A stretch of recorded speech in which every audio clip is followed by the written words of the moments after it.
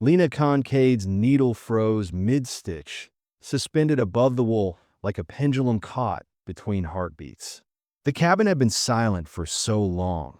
Months of solitude measured by the creak of floorboards and the hiss of the fire, that the faint knock from the barn felt like an intrusion, a rupture in the fragile stillness she'd built around her grief. Her breath hitched as she rose, the woolen socks slipping unnoticed to the floor. Outside, the snow fell in thick, soundless sheets, muffling the world like a shroud.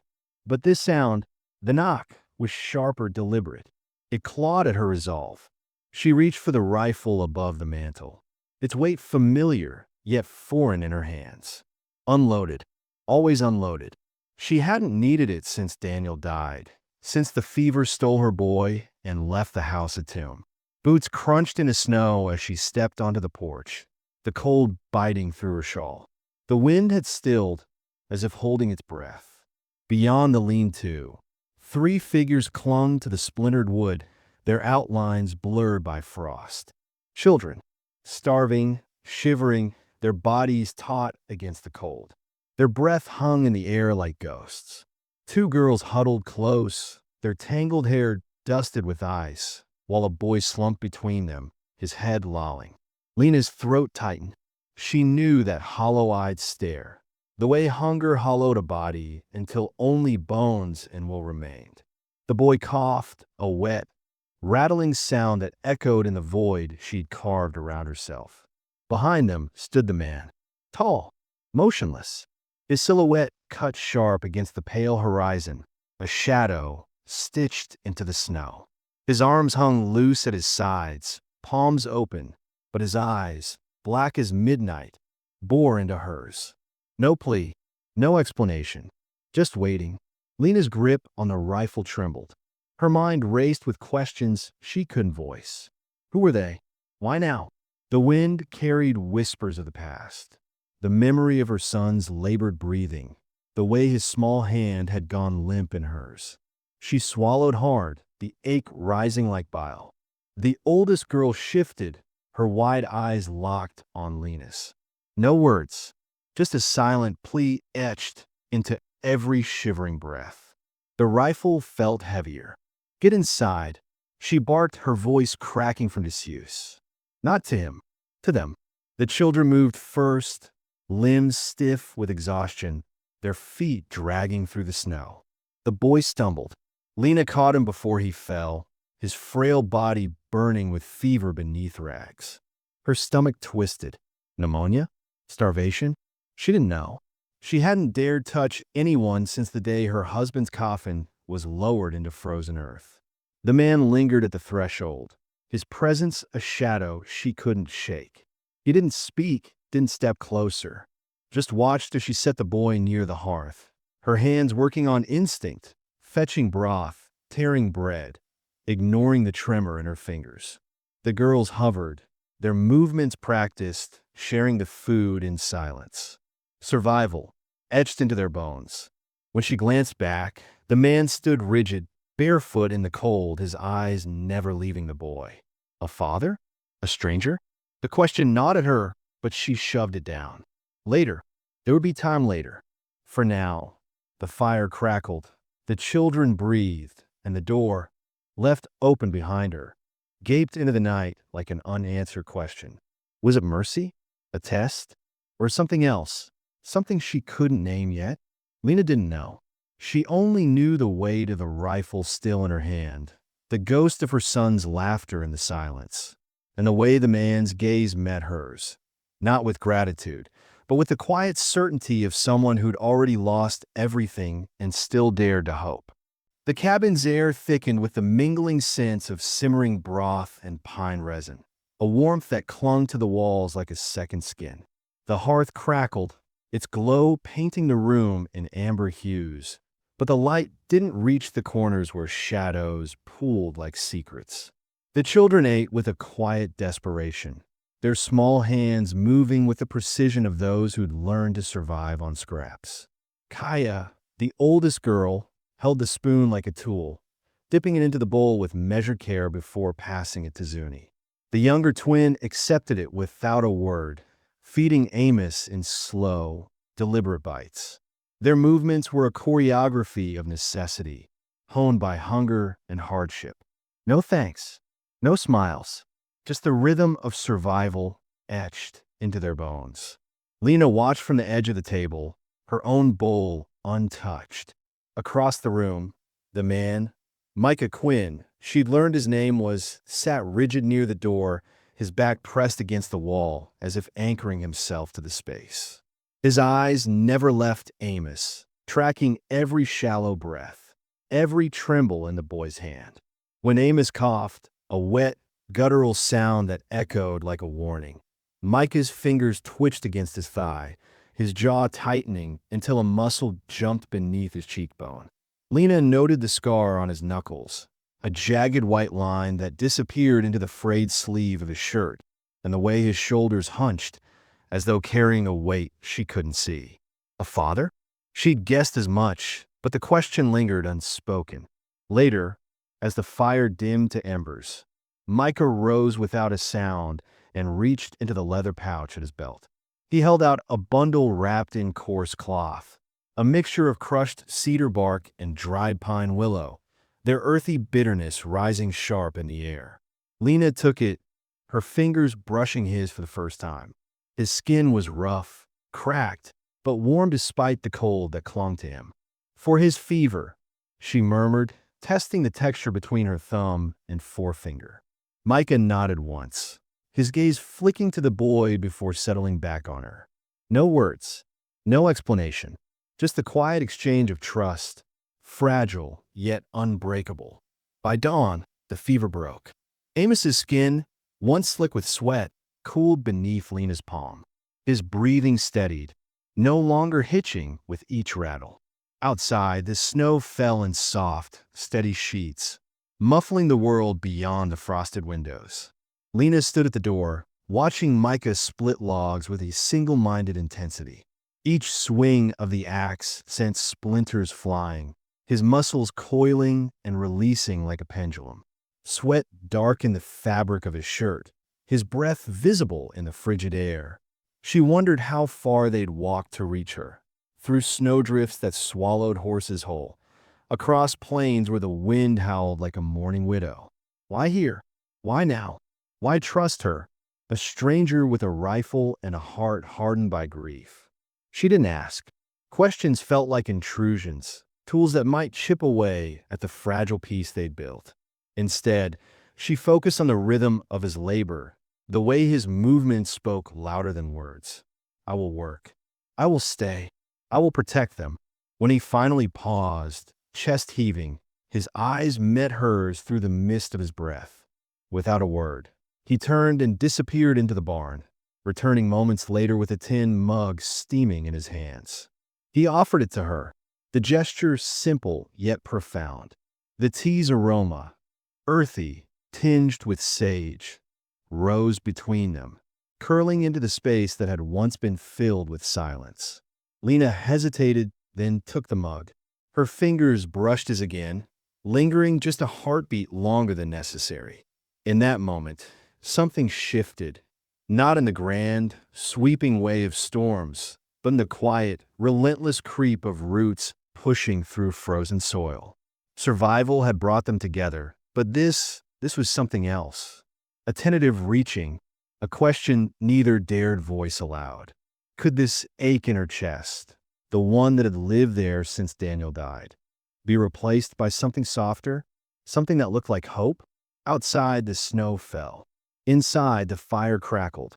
Amos stirred in his sleep, murmuring a word in Comanche that sounded like a lullaby. Zuni shifted closer to her brother, her hand finding his. Micah stood motionless, his eyes locked on the horizon, but his posture had eased, the tension in his shoulders lessening like a bowstring released. Lena sipped the tea, its warmth spreading through her like a promise. Maybe survival wasn't meant to be a solitary act. Maybe it could bloom into something more. A bond stitched not by blood, but by the quiet understanding that neither of them had to face the storm alone. The snow had surrendered to spring's reluctant advance. leaving the roads slick with sludge that clung to the mule's hooves like guilt. Lena's hands tightened on the reins as she guided the sled into Bitter Ridge, the town's muddy streets coiling around her like a trap. The air smelled of wet earth and old resentment, the kind that festered in tight-lipped glances and sidelong stares. James stood outside his mercantile, his frame hunched over a barrel of nails, but his eyes tracked her arrival with the sharpness of a hawk spotting weakness.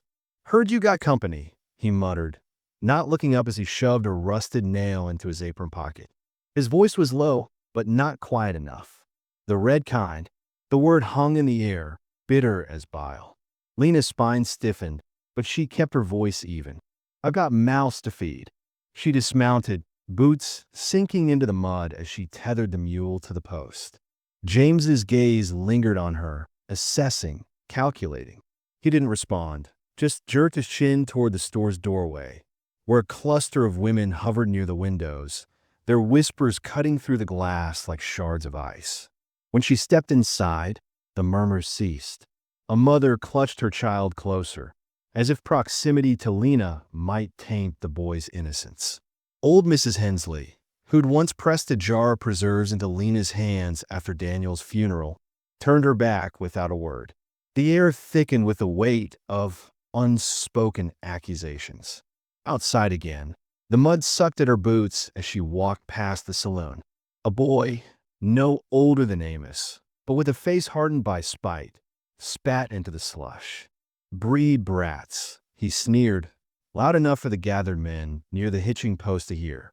Laughter rippled through them, sharp and hollow. Lena didn't flinch. She didn't stop, but her hands trembled as she climbed onto the sled, the reins suddenly heavier than they'd ever felt. The mule snorted, shifting uneasily, as if sensing the storm brewing in her chest. Would they come? Would they take them? The questions clawed at her, raw and relentless. By the time she reached the cabin, dusk had begun to bleed into the horizon, painting the sky in bruised hues. The sight of the house, its windows aglow with golden light, the smoke curling steady from the chimney, should have brought relief. Instead, it sharpened the dread coiled in her gut. Laughter spilled from the open door, high and bright, as Zuni danced across the porch with a pine cone smeared in berry juice, declaring it a magic wand. Amos chased Kaya, his small legs pumping with the unbridled joy of a boy who'd forgotten how to be afraid. Inside, Micah knelt by the hearth, his knife gliding over a chunk of pine, carving the delicate curve of a rabbit's ear. The scent of cedar filled the room, mingling with the stew simmering in the pot. Their eyes met as Lena stepped inside, and something unspoken passed between them, a recognition of the weight she carried, the storm gathering on the horizon. She shrugged out of her coat, the motion slower than usual, her fingers lingering on the damp fabric. Micah set the rabbit down, the unfinished carving a promise of something tender, and rose to meet her. "They'll come," she whispered, the words barely audible over the crackle of the fire. His jaw tightened, but his voice was steady. "Yes." No fear, no protest, just inevitability. Lena sank onto the bench, her gaze drifting to the children. Zuni had abandoned her pinecone wand to kneel beside Micah, watching his hands with rapt attention as he picked up the knife again. Kaya sat cross-legged near the hearth, braiding a strand of dried grass into Amos's hair while he giggled and squirmed. They were alive here, vibrant in a way they hadn't been when they'd stumbled from the snow. But the world beyond the cabin walls was not kind to things it did not understand. She thought of James's narrowed eyes, the boy's venomous taunt, the way the town's silence had felt like a verdict. "They'll bring more than words next time," she said quietly, her voice fraying at the edges. Micah didn't look up from his work, but his blade paused, hovering above the wood. "Then we'll be ready." The certainty in his tone was a balm, but it didn't erase the ache in her chest. She wanted to believe him, to let his resolve anchor her, but the memory of Daniel's coffin, lowered into frozen earth, gnawed at her. Grief had taught her that love was a gamble, and she'd already lost more than she could bear. Yet here they were, all of them, tangled in a life that refused to be unraveled. Outside, the wind shifted, carrying the distant caw of a crow. Zuni looked up, her small face shadowed by sudden seriousness. "Will they take us away?" she asked, her voice a thread of uncertainty. Before Lena could answer, Micah set the rabbit aside and crossed the room, kneeling before the girl. His calloused hands cupped her face, gentle as if she were spun glass. "No," he said, his voice low and firm. "They won't." Zuni searched his eyes, then nodded, as though his word alone could hold the world at bay. Lena watched the exchange, her throat tightening. Micah's faith in their fragile sanctuary was unshakable, but hers wavered, flickering like a candle in the dark. Still, she forced a smile as she reached for the sack of supplies she'd brought. "Who wants to help me make bread?" she asked, her tone brighter than she felt. The children erupted into motion, clustering around her with the eager chaos of youth, their fears momentarily forgotten. Later, as the dough rose beneath a flour-dusted cloth and the stew bubbled lazily, Lena stood at the window, staring into the encroaching night. Micah joined her, his presence a quiet anchor. "They'll come," she said again, not looking at him. This time, he didn't reply. He didn't need to. The weight of his hand on her shoulder, the way his fingers lingered as if to steady her, spoke louder than words. Outside, the wind howled, a harbinger of the storm to come. Inside, the children slept, curled together like roots seeking warmth. And in the dim glow of the hearth, the wooden rabbit waited to be finished, its ears poised as if listening for the thunder on the horizon. The stranger arrived on a gray mare with one white sock and a coat slick with mud, his silhouette cutting sharp against the pale horizon. Noon had bled into afternoon, the sky heavy with the kind of gray that promised more than weather. It carried the weight of unease. Lena was washing clothes by the well, her arms elbow-deep in suds, when she saw him. The man didn't knock. He didn't call out. He simply sat at the edge of the yard, eyes narrow under his hat, his horse's breath curling in the cold air. The hammer in Micah's hand stilled mid-swing as he stepped out of the barn, his presence a shadow against the muted light. The stranger spat into the dirt, the gesture slow, deliberate. "Heard you'd gone and opened your door to a red man and his mongrel lot," he drawled, tipping his hat without kindness. "Thought I'd see for myself if Lena Kincaid had gone full mad." Lena straightened, her hands dripping into the basin. Her voice was steel-wrapped in frost. "You here for a neighborly visit? Or just a gawk?" The man's grin didn't falter, but his eyes cooled. "Town don't take kindly to that sort of thing. Not from a widow. Makes you look touched." Behind her, the cabin door creaked open. A sliver of light spilled onto the porch where Kaya stood, her small frame frozen, eyes wide. Lena stepped forward, her boots crunching through the brittle earth. "They're children," she said, the words clipped. "And he's a better man than you'll ever be." The stranger's smile faded. His gaze flicked past her to Micah, who hadn't moved, hadn't spoken. The hammer hung loose in his grip, but his stance was unyielding, rooted, watchful. "You don't belong," the man spat at Micah. "Savage." The air thickened, taut as a bowstring. Micah didn't flinch. He didn't lower his eyes. He simply held the man's gaze until the tension hummed like a live wire, until the stranger's confidence wavered under the weight of that silent defiance. Then, slowly, the rider turned his mare and rode off, snow churning beneath hooves. That night, the cabin felt smaller, the walls pressing inward as the fire burned low. Lena sat by the window, her breath fogging the glass as she watched the dark. Every creak of the trees outside set her pulse racing. Micah sat across from her, sharpening a blade in long, even strokes, the sound rhythmic, almost soothing, but deliberate. Steel whispering against stone. "They'll come back," she said, her voice barely audible over the wind's howl. Micah didn't look up. Yes. The blade glinted in the firelight, its edge growing sharper with each pass. And they won't just bring words next time. He nodded once, the motion barely perceptible. I will go. Lena turned sharply, her hands gripping the windowsill until her knuckles whitened. No, her voice cracked, not with fear, but with the rawness of conviction.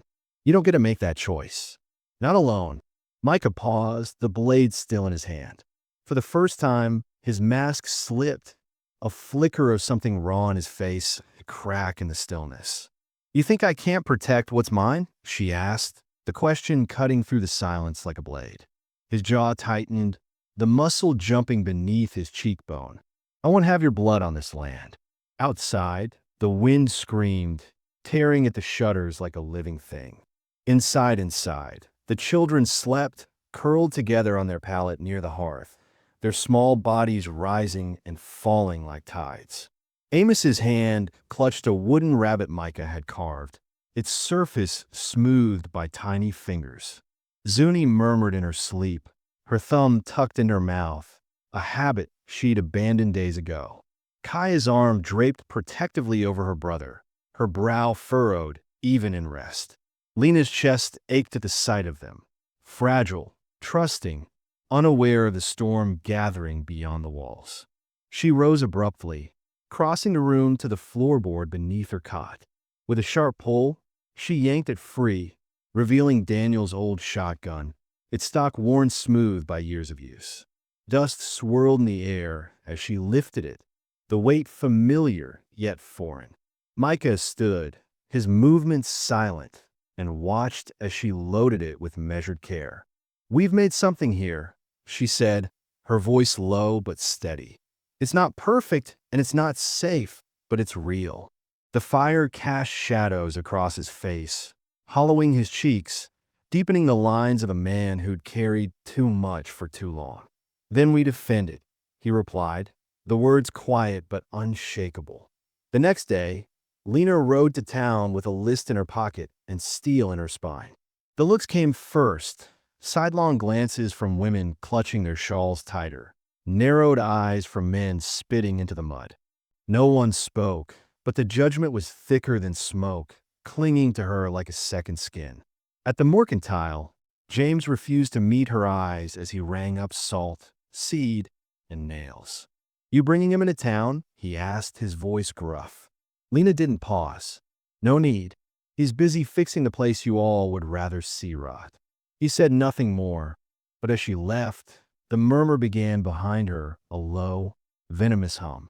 The town had already decided what kind of woman she was. Let them. She was not the one hiding behind whispers. Back at the ranch, Amos met her at the path, his cheeks pink from the wind, his arms full of twigs. We building traps, he declared proudly, his voice bright with the innocence of a child who hadn't yet learned to fear. Lena smiled, but her chest ached. Childhood should not be spent learning how to prepare for war. That evening, Micah helped her carry in the supplies, his movements silent and efficient.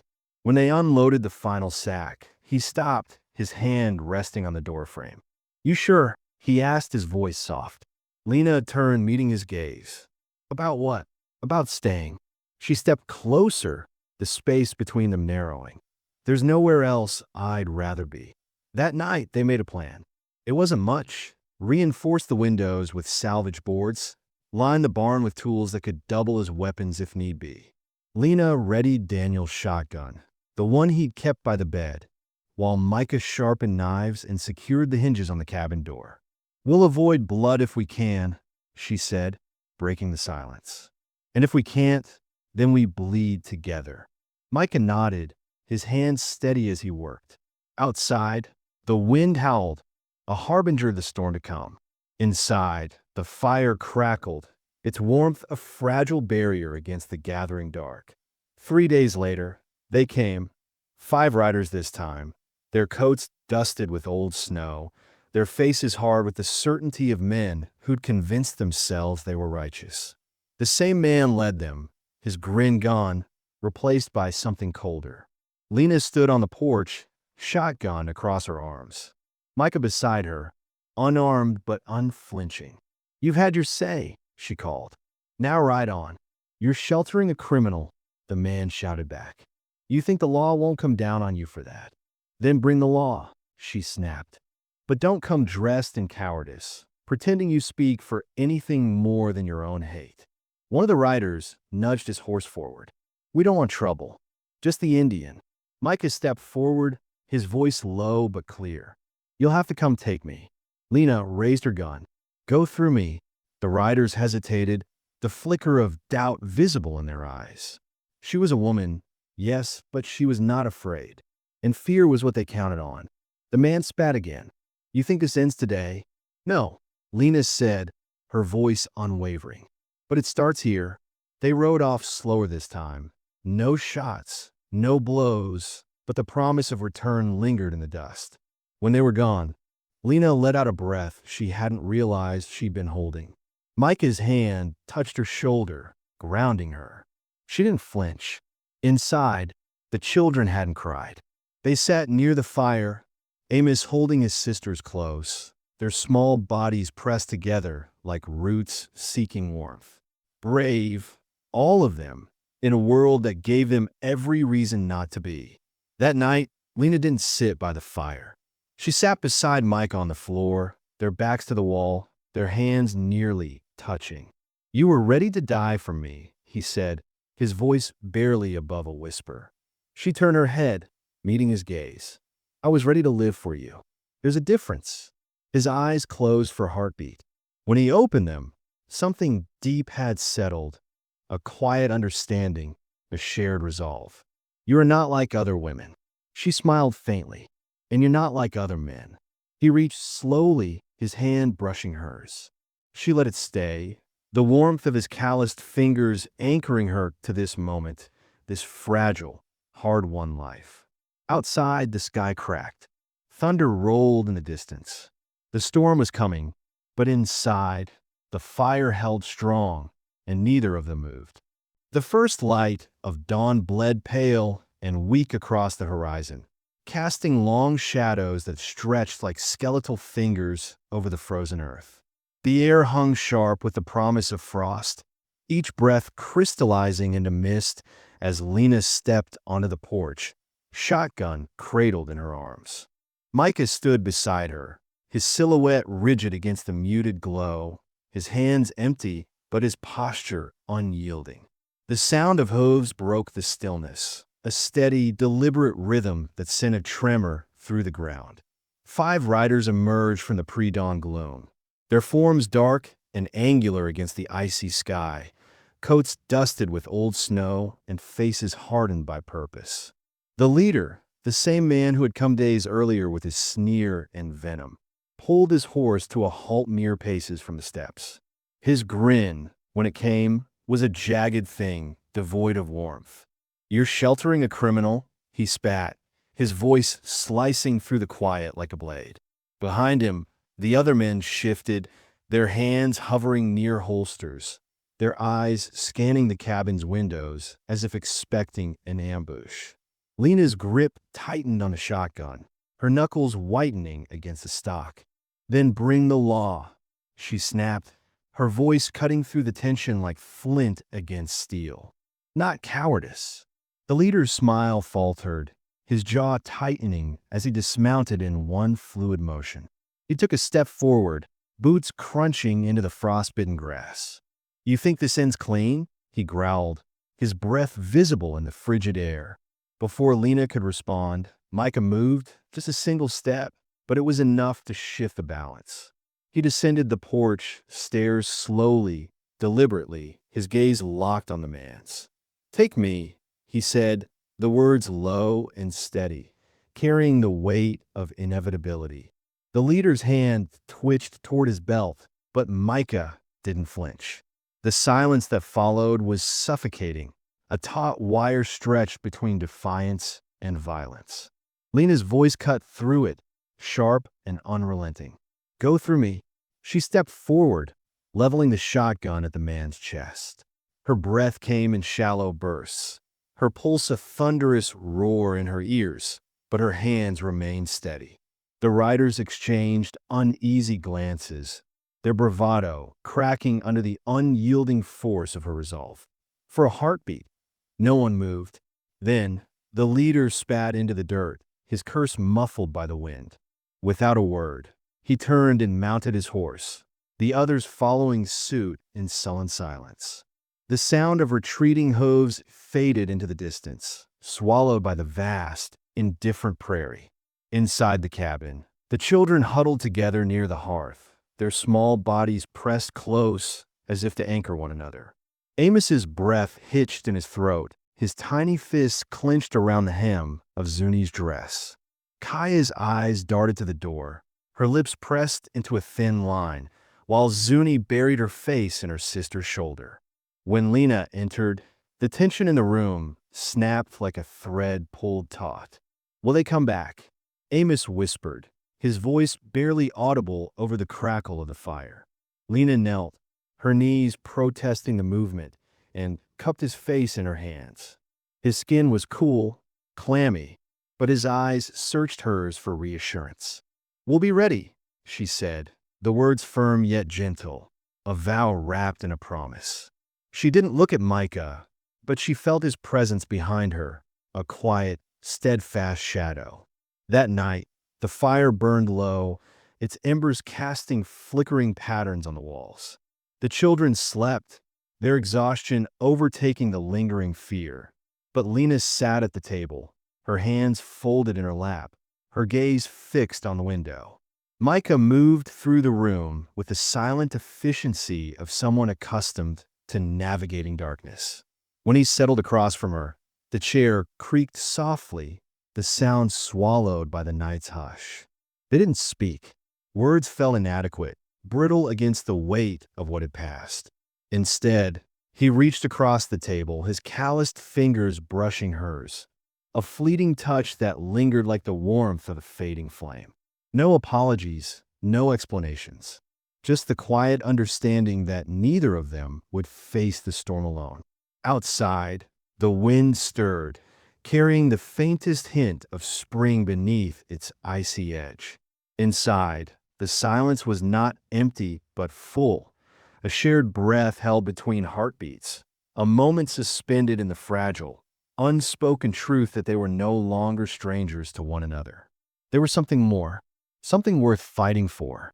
Spring pushed through the frost like a secret finally spoken aloud, melting the edges of winter's grip with a quiet persistence. The air inside the cabin had changed. It no longer carried the weight of survival, but something softer, sweeter, like the scent of pine sap after rain. Kaya's lullabies in Comanche wove through the room, her voice low and melodic, wrapping around the children as they nestled into their pallet near the hearth. The words were foreign to Lena, but the cadence felt ancient, a thread stitching the past to the present, binding them all to something larger than themselves. Zuni sat cross-legged by the window, her small fingers fumbling with the knot of Lena's handkerchief at her wrist. It was a badge of trust, a token she'd claimed without asking, its faded blue fabric stark against her sun-kissed skin.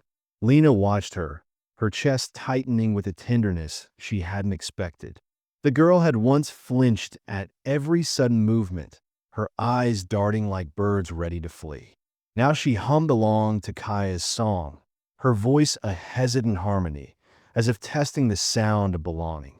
Amos's laughter rang out like birdsong, sharp and bright, as he crouched by the hearth, a twig in one hand and Micah's old knife in the other.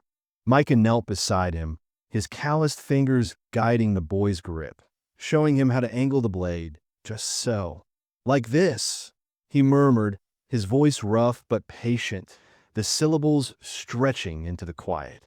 Amos mimicked him, his brow furrowed in concentration, his tongue caught between his teeth. The scent of cedar shavings filled the air, mingling with the earthy tang of damp wool. Lena paused mid-braid, her fingers still tangled in Zuni's hair, and let the scene settle into her bones. Micah's hands, once weapons of necessity, now carved life from wood, a fox, a mule, a rabbit with crooked ears. His touch on Amos's shoulder was featherlight, a reassurance that lingered even after he withdrew. Later, as the sun dipped low and painted the sky in hues of apricot, Lena stood by the garden, her hands buried in the thawing soil. She pressed seeds into the ground with a rhythm she'd almost forgotten, the same rhythm her mother used, the same one she'd taught Daniel when he was small. Her breath hitched at the thought, but she didn't stop. She couldn't. The earth was forgiving, eager to forget the frost. When she returned to the cabin, Micah was stacking firewood, his shirt clinging to his back with sweat. He glanced up, his eyes softening as they always did when she approached. She didn't speak, just brushed past him to the porch, where Zuni waited with a flower tucked behind her ear. As Lena bent to braid the girl's hair, she hummed, unconsciously, instinctively, the same tune Kaya had sung. The sound startled her, but she let it continue, let it fill the spaces she'd once kept hollow. The cradle appeared one morning without explanation, its pine slats polished until they glowed honey gold in the firelight. Micah had placed it near the hearth, where the warmth would reach it first. Lena stared at it for a long time, her fingers tracing the smooth edges, wondering what it meant. Was it hope? A promise? A reckoning with the past? She didn't ask. Some truths needed no words. Instead, she draped it with a quilt she'd stitched years ago, its patterns faded but steadfast. That afternoon, while Micah repaired a broken harness in the barn, she pressed a hand to her belly, still. The rhythm had changed, subtle but undeniable, a heartbeat layered over her own. Her throat tightened. She hadn't planned this, hadn't dared to imagine it. But here it was, a new beginning, stubborn and unapologetic. When Micah returned, his boots tracked mud across the floor, but he stopped when he saw her. His gaze flicked to her hand, still resting on her abdomen, and something shifted in his face, a crack in his stillness, a light behind his eyes. Without a word, he knelt, his hands trembling as they found her waist. His forehead pressed to the curve of her stomach, his breath warm through her dress. Tears fell, silent and sacred, soaking into the fabric. A new beginning, she whispered, her voice barely audible over the crackle of the fire. He nodded, his lips brushing the skin there, a kiss too reverent to be anything but a vow. No fear, no hesitation, just awe raw and unfiltered, binding them tighter than blood ever could. Outside, the wind carried the scent of wild onions and thawed earth. Inside, the cradle rocked gently, its emptiness a canvas for the future.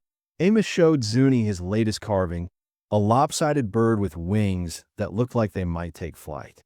Kaya braided dandelions into a crown and placed it on Lena's head, her smile brighter than the sun breaking through the clouds.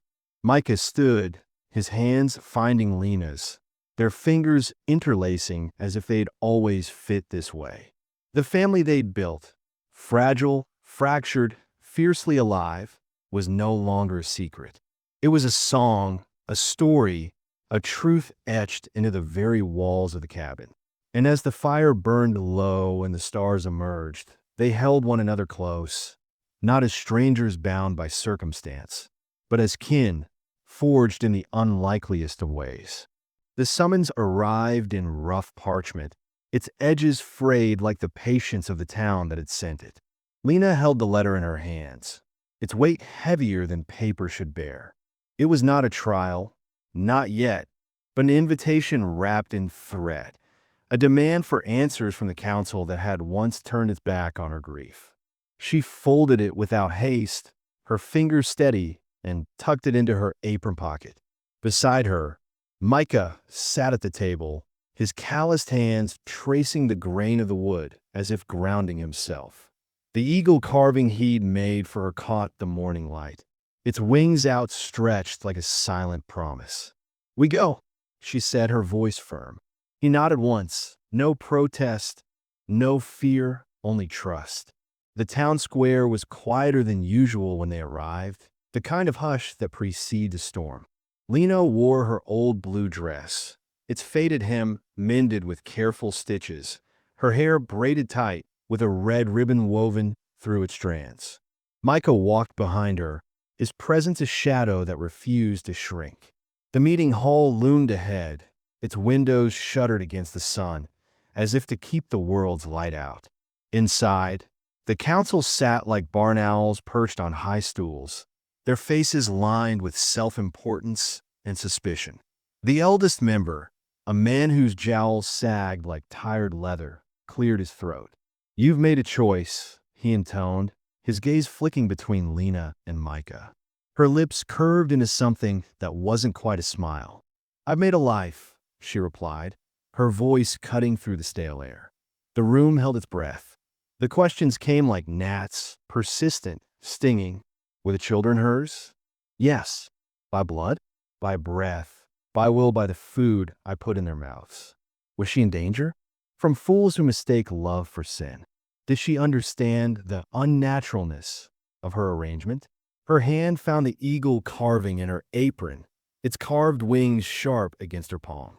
"I understand what it means to choose," she said, her voice rising. "To choose survival, to choose family, to choose a life that doesn't fit inside your narrow little boxes." The council shifted, uncomfortable, but before they could press further, Micah stood. He didn't move toward them, didn't raise his voice. He simply looked them in the eye, one by one, until the room bent to his silence. Then, in a voice so steady it silenced even the creak of the floorboards, he spoke. "I was a ghost when I came here. My children were fading. She gave us breath. She gave us land. I will not let you take it." They left without a verdict, without a law passed down. But as they stepped into the street, the crowd parted. Not kindly, not welcoming, but with space. And sometimes space is the beginning of peace. The ride home was bathed in dusk, the sky brushed in lavender and rose. The children waited at the path, their small bodies silhouetted against the golden glow of the cabin. Kaya clutched a crown of dandelions, her face alight with mischief, while Zuni held up a drawing, a rough sketch of 5 figures, all holding hands, their stick figure arms linked like a chain unbroken. Amos ran circles around the mule, shrieking with joy, his laughter sharp as birdsong. Lena watched them, her chest aching not with sorrow, but with the weight of something fragile and sacred. That night, Micah lit every lamp in the house, their flames casting long shadows that danced like specters on the walls.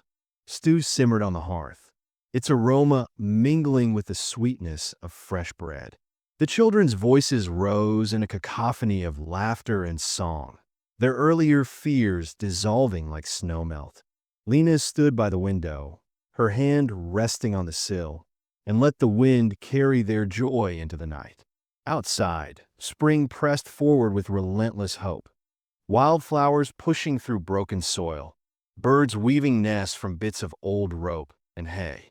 Inside, the family held fast, not forged in blood but in choice, in shared silence, in trust earned slowly and held tightly.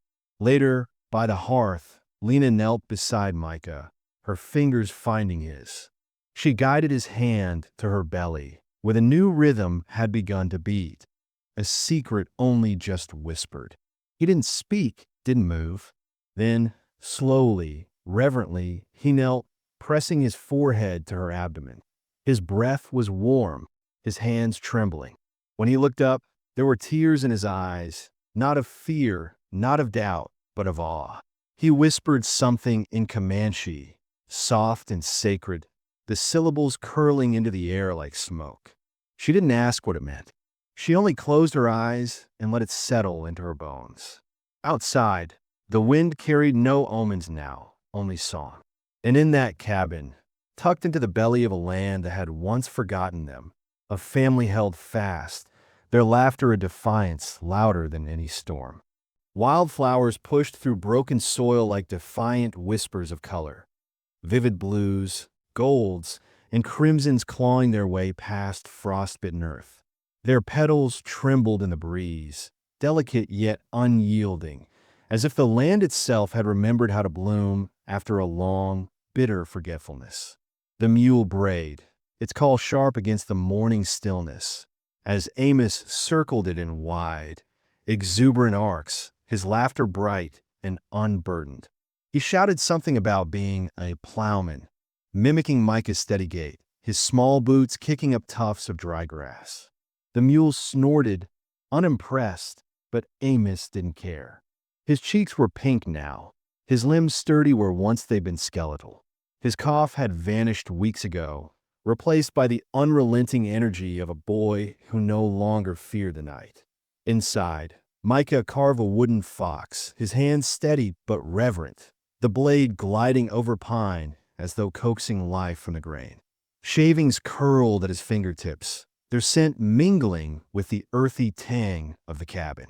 He paused to test the fox's balance, rolling it between his palms before nodding in satisfaction. Toys had once felt like frivolity, a distraction from survival, but now they were a language, a way to tether the children to joy.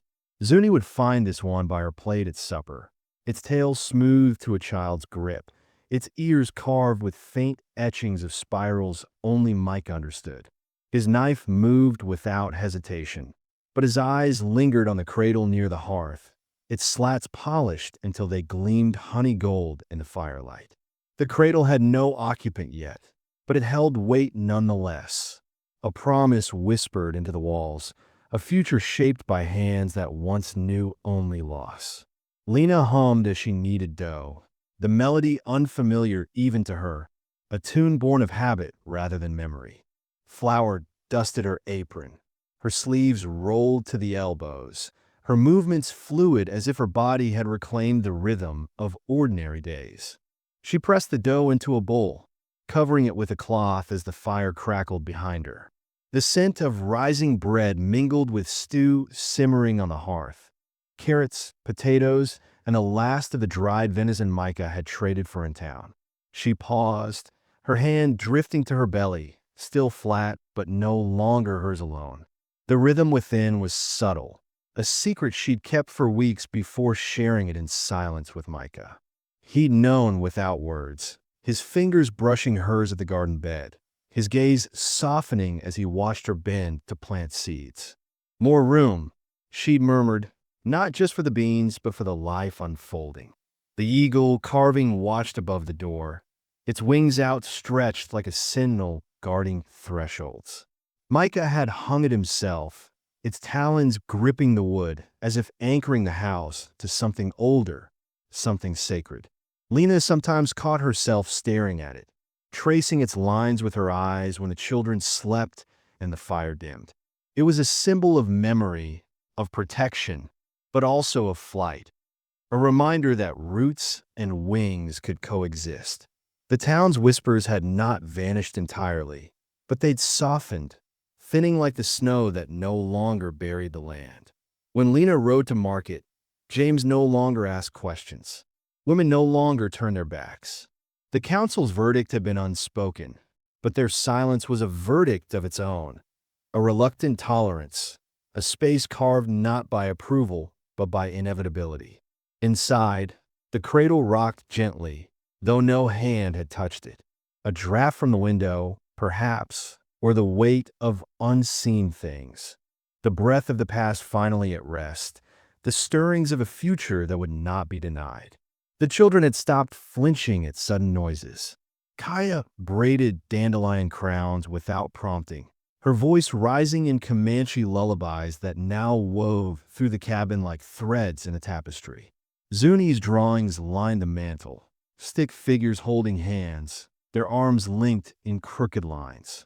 Amos's carvings joined them, his tiny animals perched beside Micah's creations, a fox beside a crooked mule, their imperfections a testament to shared effort. Micah's hand found Lena's as they sat by the hearth, their shoulders brushing, their silence full rather than empty. His fingers were rough, calloused from labor, but gentle as they traced patterns on her wrist, a language older than words. They did not speak of the riders who had come, nor the ones who might return. They did not name the fear that still lingered in the corners of the night. Instead, they listened to the children's breathing, the soft creak of the cabin settling, the wind outside carrying song, not omens. It was a sound Lena had once feared, the howl of loneliness, the shriek of grief. But now it was merely wind, untethered and free, brushing against the windows like a lullaby. That night, thunder didn't come. No storm shattered the sky. No shadows crept to reclaim what had been built.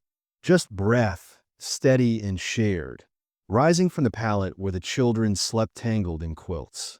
Just stillness, deep and unbroken, as Micah knelt by the cradle, his hand resting on its edge. His touch lingered, reverent, before he turned to Lena. Her eyes met his, and in them was the quiet awe of two people who had survived long enough to witness miracles. A family, not forged in blood but in choice. The choice to stay, to carve, to hum through the dark, to plant seeds in thawing soil. Outside, spring bloomed in earnest. Birds wove nests from bits of old rope and hay. The wind carried no omens now, only the rustle of leaves unfurling. And in that cabin, tucked into the belly of a land that had once forgotten them, roots held fast. Not because they feared being seen, but because they had learned at last to grow.